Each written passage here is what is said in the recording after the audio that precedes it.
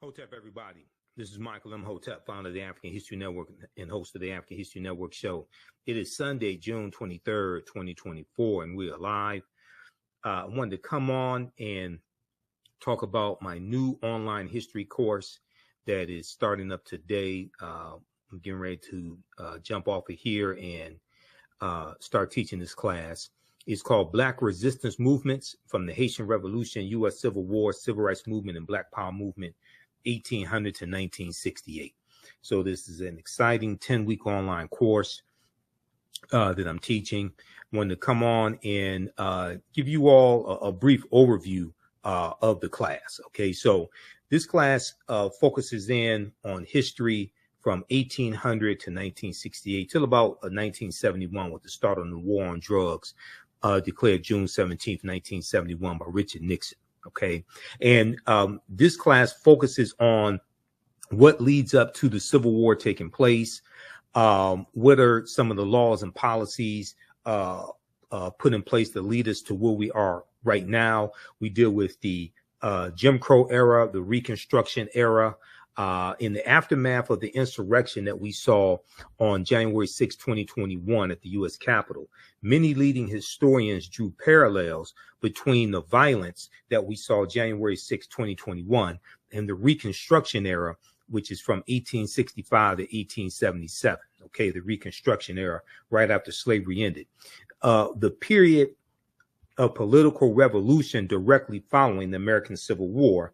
This was the Reconstruction era, and is going to be partly because of political violence that brings about an end to the Reconstruction era. And we also know that we have the Compromise of 1877 as well, where Rutherford B. Hayes is declared president, the Republican, and he agrees to the Democrats' demands to remove the Union troops out of the South. Okay. Now, this 10-week online history course will analyze U.S. history primarily from the African-American perspective, beginning in the period 1800 to 1865. But one of the things that we're going to highlight in this class is Black resistance and how we fought back to white supremacy and racism.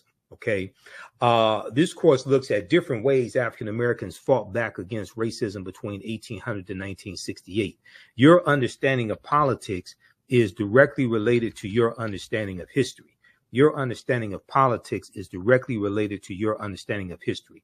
We'll analyze U.S. history primarily from the African American perspective, beginning with the Haitian Revolution, which is 1791 to 1804, and the Louisiana Purchase of 1803, because the Louisiana Purchase of 1803 and the Haitian Revolution, those two events are related.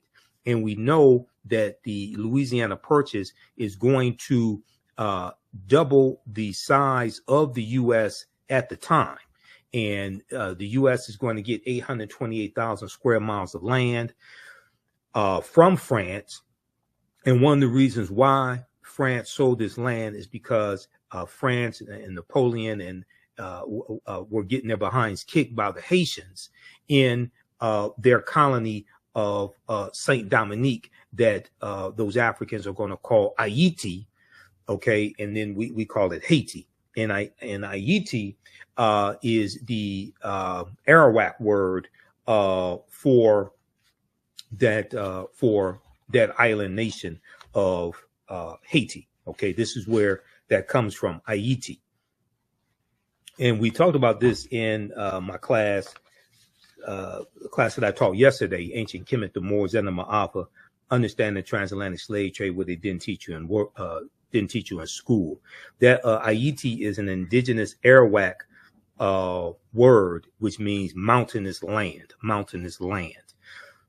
so we're going to deal with this history, and then you could trace that history of the island of Hispaniola, or what Christopher Columbus called La Isla Española, the Spanish island, and the word is anglicized to Hispaniola.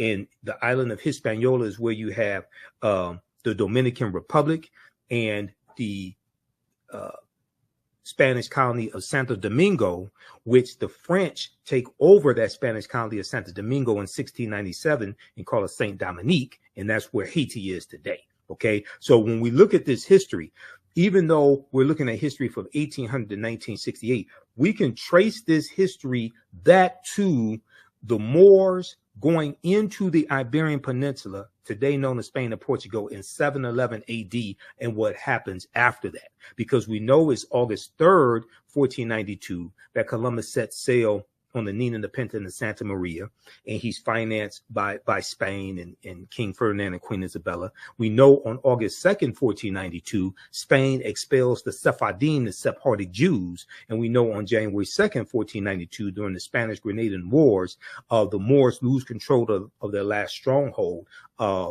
in Spain, which was Grenada.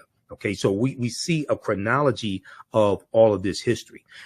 And then we see the Louisiana Purchase, which doubles the territory of the United States. The U.S. is going to carve out about 15 states out of that land they get from France. And France did not legally own that land. This is stolen land they got from Native Americans as well as African people who were already here as well. And we know from reading Dr. David Imhotep's book, The First Americans Were Africans, Documented Evidence, we know African people were here in this land we call the United States of America, going back at least 51,700 years ago. Okay, so, this is already a given. Okay, so what we're going to see here in this class is a chronology of this history and what leads to the U.S. Civil War taking place.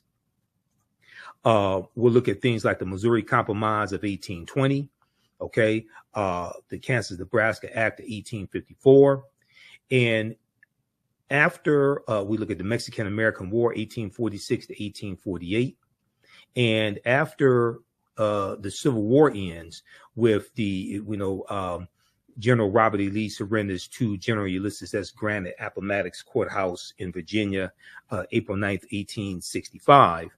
And then you have June 19th, 1865, Juneteenth.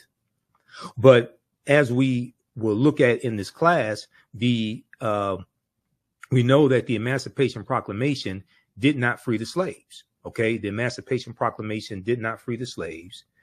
We know that the border states of Maryland, Missouri, Kentucky, and Delaware, they were all exempt from General Order Number 3. Okay, delivered by Major General Gordon Granger. And, we just commemorated Juneteenth, and we should celebrate Juneteenth. But as you saw in the videos from my presentations for Juneteenth 2024, I said that we have to protect the history of Juneteenth and correct the history of Juneteenth.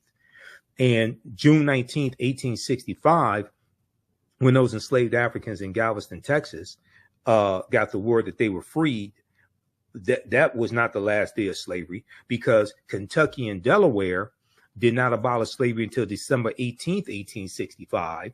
And that is when the 13th Amendment was adopted.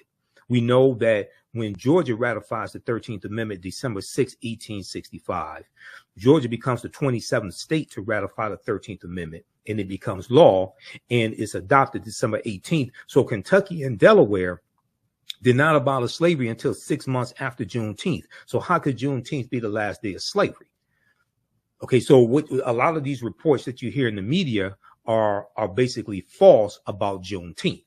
Okay, so we go through and we look at some of these original documents. We look at the U.S. Constitution, Emancipation Proclamation, things of this nature. And the Reconstruction era is a very, very important period of history that's not talked about a lot in schools. Okay, and Americans, number one, are very ignorant of history, but Americans know very little about the Reconstruction era as well. You can register for this class because I'm getting ready to jump off here and jump into the class right now at an online school and start teaching the intro to the class. Visit our website, AfricanHistoryNetwork.com, AfricanHistoryNetwork.com. Scroll down past the first online course that I teach, Ancient Kemet, the Moors, and the Ma'afa, Understanding the Transatlantic Slave Trade. You can still register for that class. But this new one right here, Black Resistance Movements, this really ties into the political climate what we see going on in America right now, the backlash against diversity, equity, and inclusion, the resistance against any type of reparative justice or reparations, the attack on voting rights as well, the January 6, 2021 insurrection, which was political violence. All of this is what we see. The seeds of all this during this period of time from 1800 to 1970. Okay, so this 10-week online course, Black Resistance Movements from the Haitian Revolution, U.S. Civil War, Civil Rights Movement, and Black Power Movement. You can register right here for it. Click right here, register for full course. It's on sale, $80. You can register for both classes. We have a bundle pack for $120. It's about a $300 value. There's going to be some bonus content. You're going to get my Juneteenth lecture free when you register for this new class as well, Black Resistance Movements. Okay, so visit our website, AfricanHistoryNetwork.com. and register for it, and we'll see you in class. I want to go back to this PowerPoint presentation. These are some of the actual slides from the class. There are 80 to 100 articles that we look at in this course, and there are numerous slides that I put together for this class as well. There's 2 binders full of articles that I teach, because it's really close to about 100 articles that we look at here. So we go through, we look at the 13th Amendment. Now, contrary to popular belief, people think the 13th Amendment has an exception clause because it says, except as punishment for a crime whereof the party shall have been duly convicted, shall exist within the United States or any place subject to their jurisdiction. So people are under this misconception, oh, well, this is why you have mass incarceration, because of the 13th Amendment. No, that's false, okay? What is the 13th Amendment? What law is the 13th Amendment based upon? The 13th Amendment is based upon what's known as the Northwest Ordinance of 1787. The Northwest Ordinance of 1787 dealt with the Northwest Territory. It dealt with Michigan, Ohio, Indiana, Illinois, Wisconsin, and Minnesota.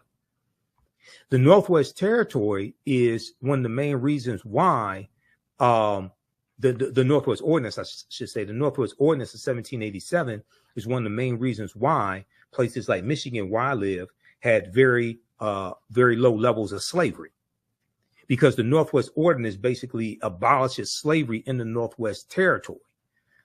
And when I did my presentation for the Detroit Reparations Task Force on March 2nd, 2024, some of you all have seen the video of that lecture because I've been rebroadcasting it on my social media platforms. I talk about the Northwest Ordinance there, officially titled An Ordinance for the Government of the Territory of the United States, Northwest of the River Ohio. The Northwest Ordinance was adopted on July 13, 1787 by the Confederation Congress. Okay, this is the same Congress. This is who drafts the U.S. Constitution. Okay, in 1787 at the Philadelphia Convention, the Confederation Congress, the one house legislature operating under the Articles of the Confederation. So the Northwest Ordinance chartered a government for the Northwest Territory, provided a method for admitting new states to the Union from the territory, and listed a Bill of Rights guaranteed in the territory. And one of the things that it did was basically forbade slavery. A Bill of Rights protecting religious freedom, the right to a writ of habeas corpus, that means having your day in court before, being convicted, the benefit of a trial by jury, and other individual rights. In addition, the accordance encouraged education and forbade slavery. So this is why, like in 1832, Michigan had in 1830, the U.S. Census showed Michigan only had 32 slaves. In 1773, we know Detroit had 73 slaves. Okay, but after that, in 1787, you're going to see a drastic decline in the number of slaves that the Michigan Territory has, and then Michigan becomes a state in the Union in 1837, and it gets admitted to the Union as a free state. So this is why I said that the people that, even though slavery did exist in Michigan, there was very low levels of it. And also many of the numbers that you see talking about the number of slaves in Michigan, that also included Native American slaves. And at one point, Native American slaves outnumbered African slaves 3-1. So this is why when we talk about reparative justice, we have to specifically understand the history of the city or state that we're talking about. We can't just run around talking about slavery, slavery, slavery. You owe us $17 trillion. That's not going to work. Yeah, I mean, go watch my presentation. I got deep into this. Okay, so then we go through and take you throughout history. We look at the Reconstruction era, right? The Reconstruction era is not talked about a lot in schools. And there was a excellent article from Time.com, Time magazine, that I use in the class. And it deals with how schools are not teaching about the Reconstruction era. And the Reconstruction era is extremely important to understand because it helps us better to contextualize what is taking place right now. What is taking place right now? The attack on critical race theory, okay? The banning of books that are taking place, especially books dealing with the history of slavery and the civil rights movement, things of this nature. And then you have the initiative to reshape the federal bench, the federal courts, and the U.S. Supreme Court into an ultra-conservative court as well. So we see all this continuation, all these political fights, things like this coming from the Reconstruction era and going into the Jim Crow era. A new report finds that 45 states are failing to teach students about the period that shaped race relations after the Civil War.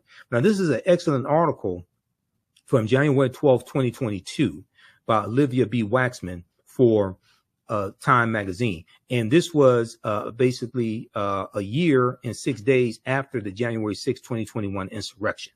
In this article, it says in the aftermath of the insurrection a year ago at the U.S. Capitol, many leading historians drew parallels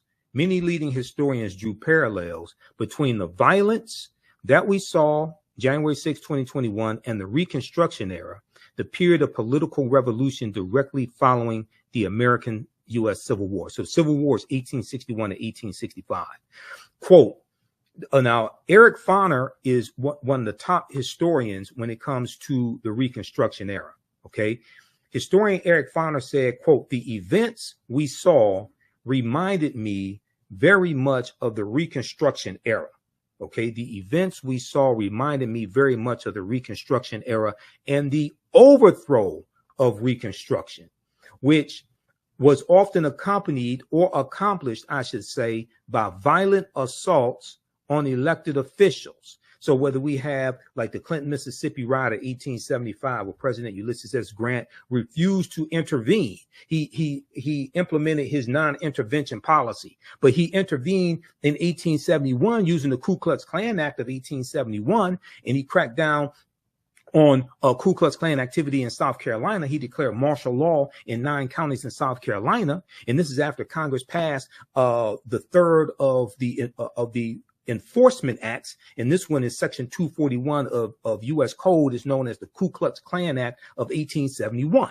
Okay, now Eric Foner is the author of the book Reconstruction, America's Unfinished Revolution, 1863 to 1877. He said this in an interview with the New Yorker magazine published a week after the January 6, 2021 insurrection. Now, scholars say studying the aftermath of the U.S. Civil War can help put into context many of the most seminal events in the U.S. in recent years, from the brutal murder of George Floyd, May 25th, 2020, okay, in Minneapolis, Minnesota, by Derek Chauvin, to the voter suppression laws enacted after African-American voters played a big role in helping Joe Biden and Kamala Harris be elected president and vice president in 2020.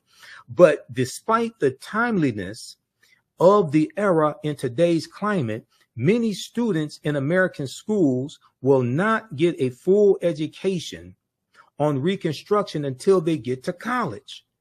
But majority of them are not going to go to college. The Reconstruction era, understanding this is why I when I talk about Juneteenth, I say we can't deal with just one day in history.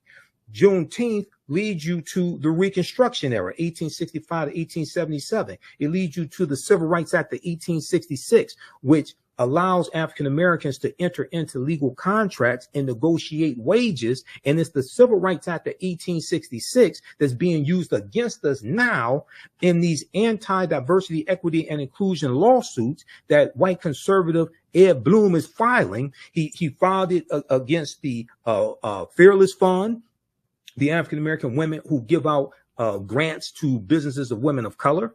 And Ed Bloom is saying that they're discriminating against white business owners. It played a part also when we deal with the affirmative action being overturned in college admissions. That was Ed Bloom, conservative activist Ed Bloom, who filed that lawsuit once again. So one of these Reconstruction laws and the 1866 Civil Rights Act, that was the foundation of the 14th Amendment of 1868. Now you have these white supremacists using these laws against us that were created for us. And this is why we have to understand this history and understand, and your understanding of politics is directly related to your understanding of history. Okay. And this is why I say we have to practice political self-defense. Understanding how these laws and policies impact African Americans, impact our economic condition, how to weaponize our vote, how to fight back against these people, take them out of power, vote them out of office, and understanding how to protect gains that have already been made. If you don't understand history, you don't understand the gains that have been made. The attack on voting rights, Senate Bill 201, okay, coming out of Georgia. That's very similar to the attack on voting rights, African-American voting rights that we saw at the Mississippi State Constitution, the Mississippi State Convention in 1890, okay, shortly after Reconstruction ends. And they're rewriting the Mississippi State Constitution to oppose poll taxes and literacy tests, to suppress, it was specifically designed to suppress the African-American vote. There's an excellent article from the Washington Post called "The Mississippi Plan to Keep Blacks from Voting in 1890. Quote, "We came here to exclude the Negro," end quote. Now, that quote, "We came here to exclude the Negro," is a direct quote from Solomon Saladin Calhoun, who was the white county judge who presided over the Mississippi State Convention. And he said, "Let's tell the truth. If it bursts the bottom of the universe, we came here to exclude the Negro. Nothing short of this will answer." Because African Americans were the majority of the population in Mississippi, and we were the majority of the voters. Okay. So they're trying to take back power. They imposed, the delegates eventually adopted a literacy test and a poll tax geared to suppress the black vote in a state with a black majority. The Mississippi Plan became the model throughout the South, part of a raft of racially oppressive Jim Crow laws that ended Reconstruction. What you're going to see is other states adopt similar laws. South Carolina, 1895, Louisiana, 1898, Alabama, 1901. You're going to see Georgia, Oklahoma. It's the same thing that happened after Senate Bill 201 passed. Okay. Out of Georgia, other states, especially many of these former Confederate states, they started passing similar bills. Okay. And what are they doing? They're cracking down on mail-in ballots, okay? And they're trying to find ways to suppress the votes of African Americans, Latinos, Asian Americans, white college students as well. It's not just targeting African Americans. We are the main target, though, because we have historically been targeted, because there has always been a fear of African American political power in this country. Read the article from motherjones.com. Now, you know I'm a national political commentator. You see me on Roland Martin Unfiltered every Friday. You see me on the African History Network show. I just did Attorney Areva Martin show this week as well, this past week. You know, she's a CNN legal analyst, Areva Martin. So I was on her radio show on 1580 AM KBLA out of Southern California, which is Tavis Smiley's radio station. I did the Carl Nelson's show on WOLB Baltimore, Radio 1. I did his show on Monday, June 17th. We dealt with Juneteenth history and politics and the 2024 presidential election, etc. Look at this article right here, May 13th, 2021. Leaked video, Dark Money Group brags about writing GOP voter suppression bill across the country. Quote, we did it quickly and we did it quietly, end quote, said the executive director of Heritage Action. Now, this is an excellent article that I use in my classes. This is written by Ari Berman and Nick Sergey. Ari Berman used to write for thenation.com, and during the 2016 presidential election, Ari Berman wrote a series of articles dealing with the voter suppression that was taking place during the 2016 presidential campaign. And he has one article that deals with how there are 868 fewer polling places to vote at in the 2016 campaign. That's a direct result of Shelby County versus Holder, U.S. Supreme Court case of 2013, which gutted Section 5 of the 1965 Voting Rights Act. Well, the reason why you needed the 1965 Voting Rights Act is because of what happened in Mississippi in 1890 at the Mississippi State Convention, and what happened in Florida in 1889 when Florida was the first state to have poll taxes, and what happened in South Carolina, in Georgia, in Alabama, when they rewrote their state constitutions. This is why you needed the 1965 Voting Rights Act. And you've had white supremacists who've been trying to weaken the 1965 Voting Rights Act or revoke it altogether, basically since it was implemented. So quickly here, when we look at this piece from Mother Jones, okay, how many of you all know this? Senate Bill 201 was crafted by Heritage Action for America. Here's what happened. In a private meeting last month with big money donors, the head of a top conservative group boasted, I want everybody to see this. We're going to zoom in on this. The head of a top conservative group boasted that her outfit had crafted the new voter suppression law in Georgia and was doing the same with similar bills for Republican state legislators across the country. They did it with Senate Bill 201 in Georgia, and they did it with other similar bills in Republican state legislators across the country. Quote, in some cases, we actually draft them for them, end quote, she said, or we have a sentinel on our behalf, give them the model legislation so it has that grassroots from the bottom up type of vibe, end quote. The Georgia law had, quote, 8 key provisions that Heritage recommended. Jessica Anderson, the executive director of Heritage Action for America, a sister organization to the Heritage Foundation, told the foundation's donors at an April 22nd gathering in Tucson, Arizona, in a recording obtained by the watchdog group documented and shared with Mother Jones. Those included policies severely restricting mail ballot drop boxes, preventing election officials from sending absentee ballot request forms to voters, making it easier for partisan workers to monitor the polls, preventing the collection of mail ballots, and restricting the ability of counties to accept donations from nonprofit groups seeking to aid in election administration. Okay, now this law was signed into law by Georgia Governor Brian Kemp, and when he signed it, he was in a room with all white men. And he's sitting down at the desk, and above him is a painting of a slave plantation. Go research this when they did this, okay? But check this out. It gets deeper.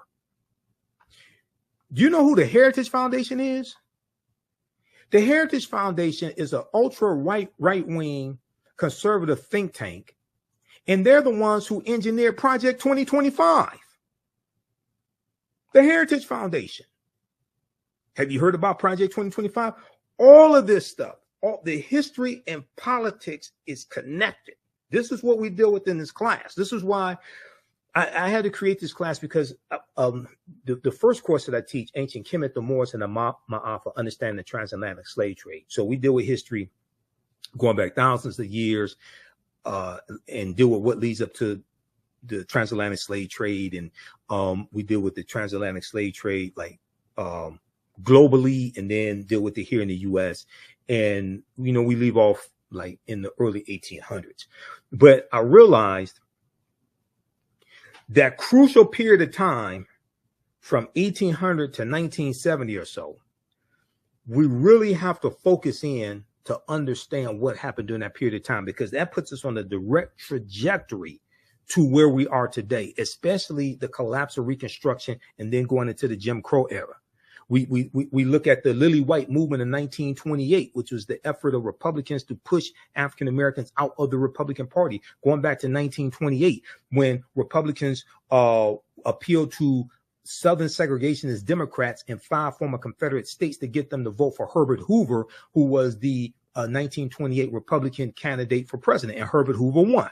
We know Herbert Hoover mishandled the Great Depression and loses to Franklin Roosevelt in the 1932 presidential election. Okay, so we get to see a chronology of all this history. But Project 2025, and I talked about it when I was on Carl Nelson's show. We talked about it on. We've been talking about it on Roland Martin Unfiltered as well. But if you take a look at this, this is a 900 plus plan dealing with ultra right-wing policies that conservatives want to get put in place. And you have about 100 100 of these right-wing organizations that are signed on to Project 2025. I'm pulling up here an article. Okay, now there's numerous articles on this. Here's one from USA Today. If you haven't heard about Project 2025, you got to go research this. What is Project 2025? The Presidential Transition Project Explained. Now, this is from June 10th, 2024 from USA Today. This deals with giving more power to the president. This deals with getting rid of the Department of Education. This deals with the nationwide ban on abortion. This deals with weaponizing the Department of Justice as well. I mean, this stuff is deep. This deals with politicizing federal employees and getting rid of thousands of federal employees and implementing a loyalty pledge as well to be a federal employee. What is Project 2025? The Presidential Transition Project Explained. This is from the USA Today. The detailed plan to dismantle and reconstruct the government laid out by conservative groups known as the 2025 Presidential Transition Project has critics up in arms over its apocalyptic and authoritarian nature. The Heritage Foundation, a conservative think tank in Washington, D.C., led an effort to create the more than 900-page mandate for leadership published in April 2023. So this is the type of planning these people are doing. Reimagining the executive branch, and presented a plan to overhaul several government agencies, including the FBI, for the country's next conservative president to follow. Now, the Heritage Foundation did something similar in 1980 with their mandate for leadership. And and that was a book in 1980 that contained 2,000 policies they wanted the Reagan administration to adopt. The Reagan administration adopted 60% of those policies in the first administration of Ronald Reagan. And these were a lot of anti-African American policies. These policies calling for smaller government, attacking poverty programs, all different types of negative things like this. According to the project's website, the playbook provides a governing agenda and a lineup of people ready to implement it to, quote, rescue the country from the grip of the radical left. Rescue the country from the grip of the radical left.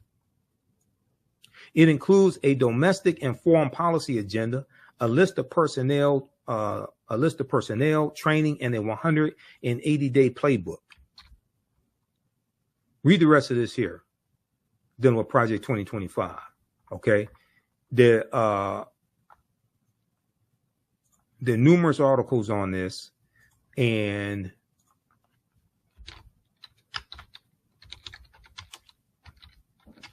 let me pull up something here. This is one from, let's see.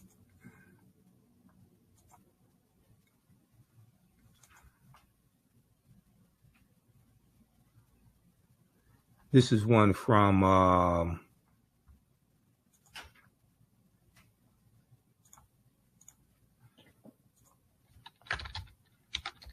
I'm not going to pull up that one. That's a video.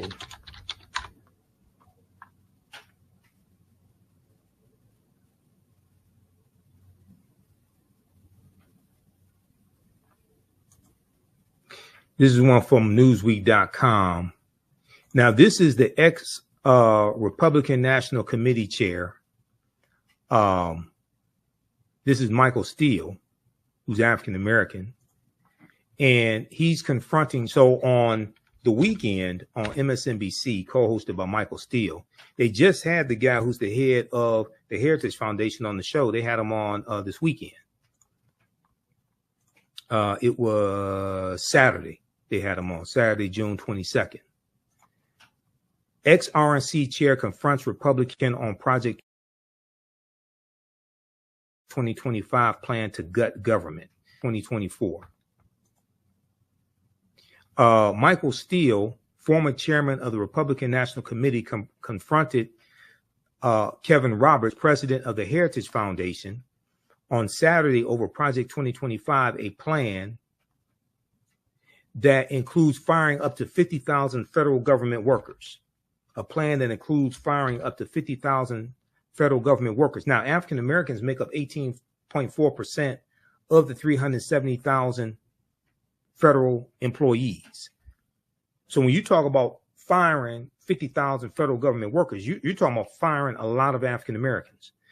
In August 2023, conservative think tank, the Heritage Foundation, in collaboration with other right-leaning groups, published its Project 2025.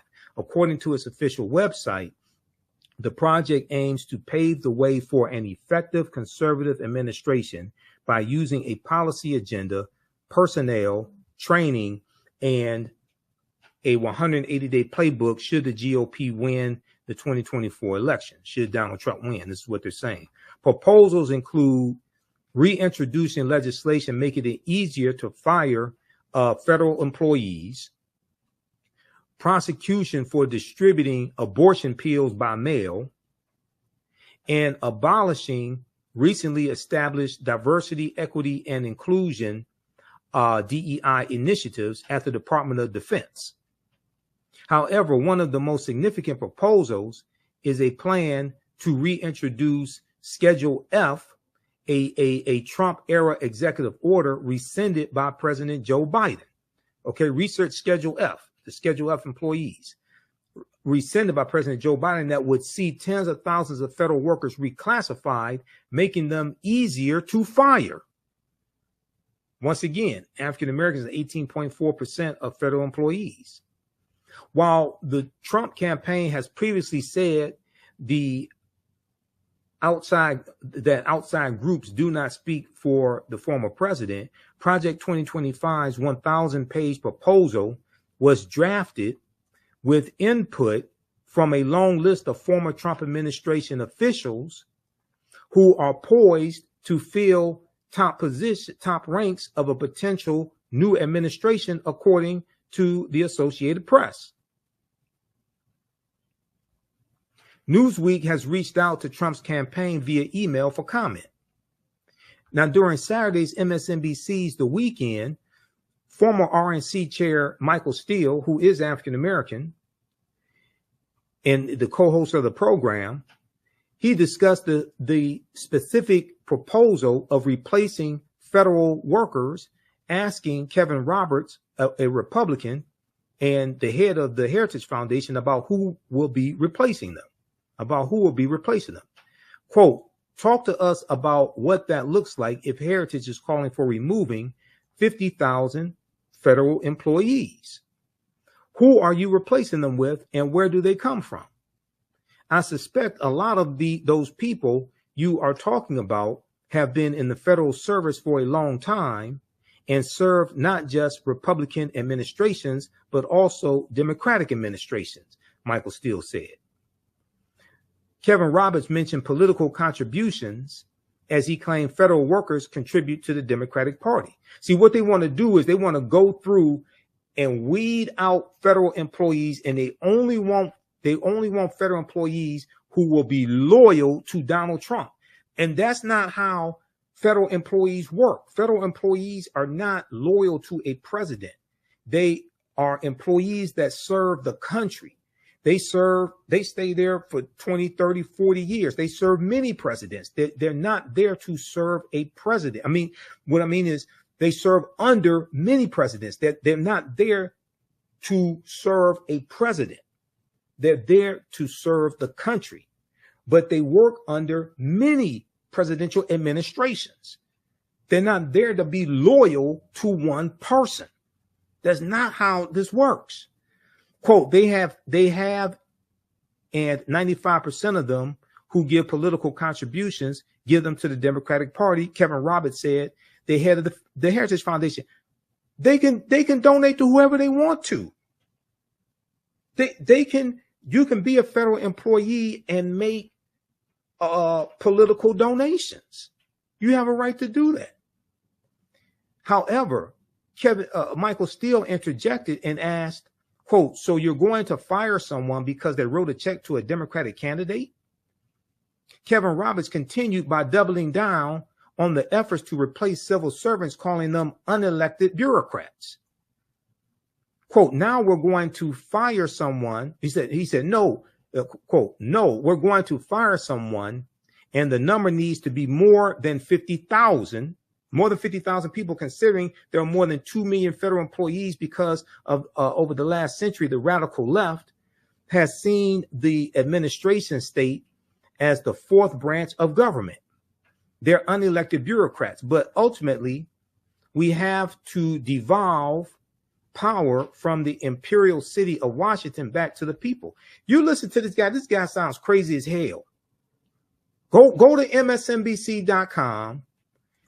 Go to the weekend, watch the interview that they did, that the TV, not the pop artist, The Weeknd, not him, the political show on MSNBC, The Weeknd. Okay, with Michael Steele and Simone and Menendez. Okay, go watch that. They interviewed Kevin Roberts Saturday, June 22nd, 2024. This dude sounds like a Trump bobblehead, full of conspiracy theories. And he's the head of the Heritage Foundation. This is the organization that created Project 2025. Not only that,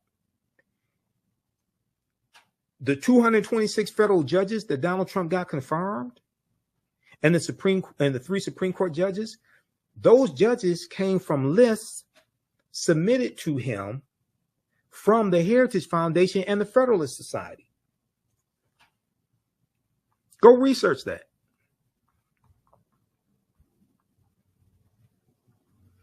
Okay, read the rest of this article here. This is how deep this is. Your understanding of politics is directly related to your understanding of history, because they both intersect. And when we study history from 1800 through 1970, and we're going to end in 1971 with Richard Nixon declaring his war on drugs after he ran for president in 1968 and won in 1968, and he won on the platform of law and order, which basically means lock up black people, protect white people.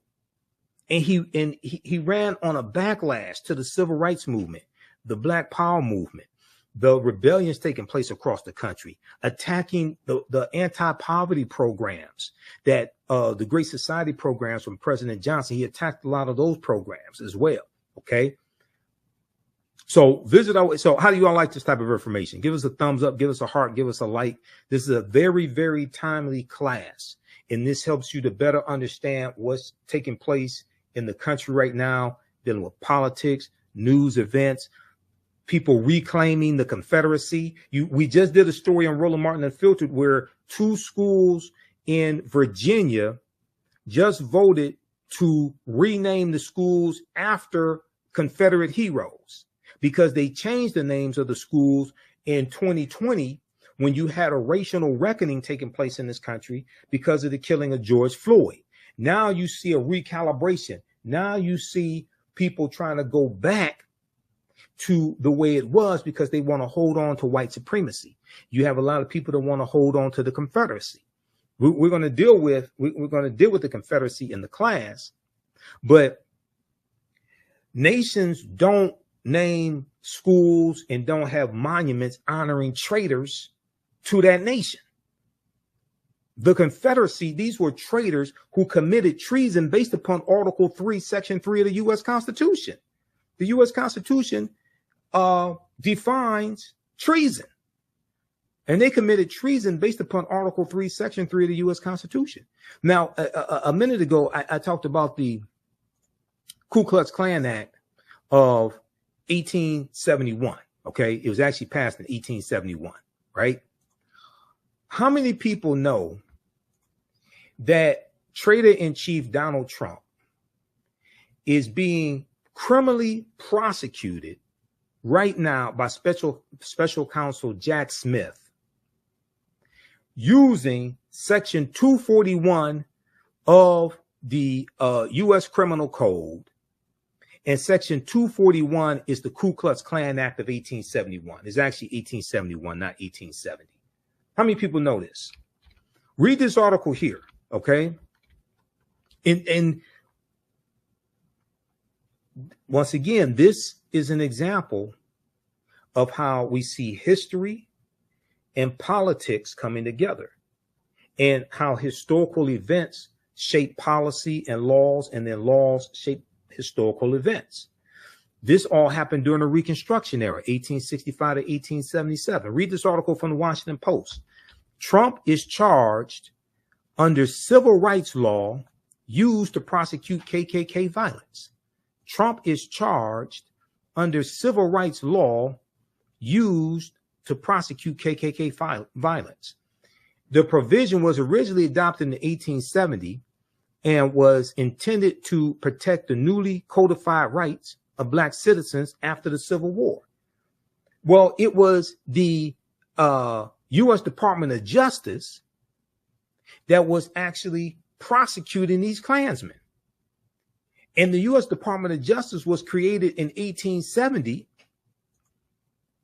largely to enforce the new rights of African Americans. That's during Reconstruction.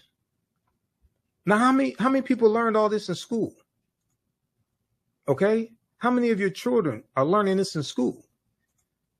So then, when you see, this is why if you see me on Roland Martin Unfiltered and on the African History Network show, I tell you the work that Kristen Clark is doing in the Civil Rights Division of the Department of Justice, the work that Merrick Garland is doing, because the prosecution, the investigation, number one, and the prosecution of the January 6, 2021 domestic terrorists, that is the largest investigation the U.S. Department of Justice has ever done since they were created in 1870. And one of the main reasons why those domestic terrorists attacked the U.S. Capitol is because 16.9 million African Americans voted for Joe Biden and Kamala Harris. And then the day before that attack, January 5th, 2021, you had the special election in Georgia, once again, Georgia, and Senator Raphael Warnock won his election.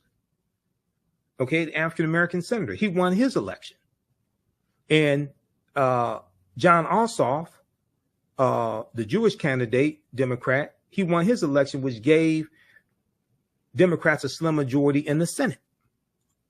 So there was a lot of racial animus that was driving this hatred that we saw explode in Reconstruction-like era violence and them assaulting over 140 police officers Yet Donald Trump says he loves police officers and he backs the blue. But he sat there for 187 minutes in the White House watching it on television and did absolutely nothing.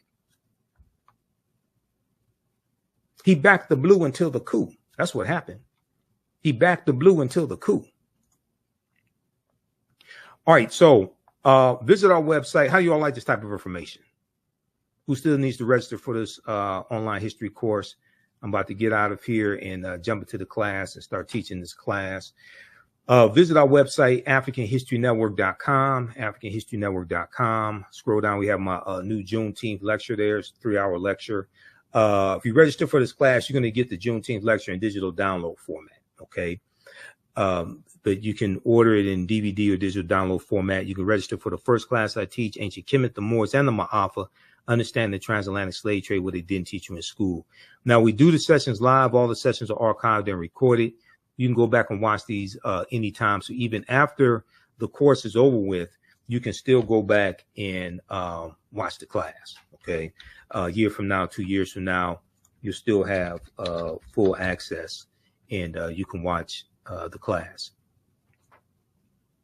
This content is PG-13, so you can use this with your children.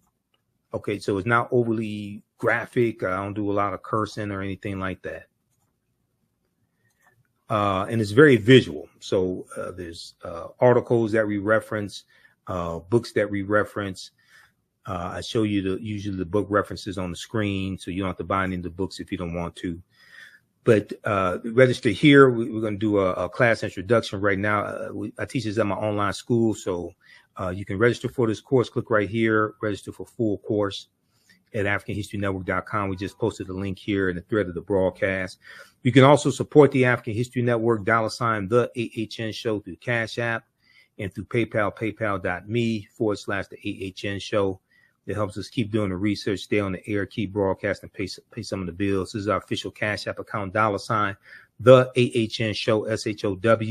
When you go to it, it'll say Michael. There's some like 5 or 6 fake African History Network Cash App accounts out there that I have identified, like these right here. Oh, and you can click on a Cash App link right here. Here's our QR code. Okay. And then here's our link for PayPal as well. This helps us keep doing the research, stay on the air, keep broadcasting, pay some of the bills, finance our Sunday night show, the African History Network show. I usually do that Sundays, 9 p.m. to 11 p.m. Eastern Standard Time on our social media platforms as well. All right, we have to get out of here. Hopefully you learned a lot today. You can email me through the website if you have any questions, AfricanHistoryNetwork.com. We'll see you in class. Remember, right now is correct wrong behavior. What you do for yourself, what you do to yourself, and what you allow other people to do to you and get away with is based upon what you think about yourself. What you think about yourself is based upon what you have been taught about yourself. What you've been taught about yourself is based upon everything you've read, heard, and seen about yourself. So when you control the radius of a man or woman's thoughts, you can control the circumference of his or her actions, because the mind can't do or teach what it doesn't know. And your understanding of politics is directly related to your understanding of history. Okay, so we'll see you in class. Listen to the African History Network show. And Wakanda, right now is correct wrong behavior. It's not over till we win. Wakanda forever. We'll talk to you next time.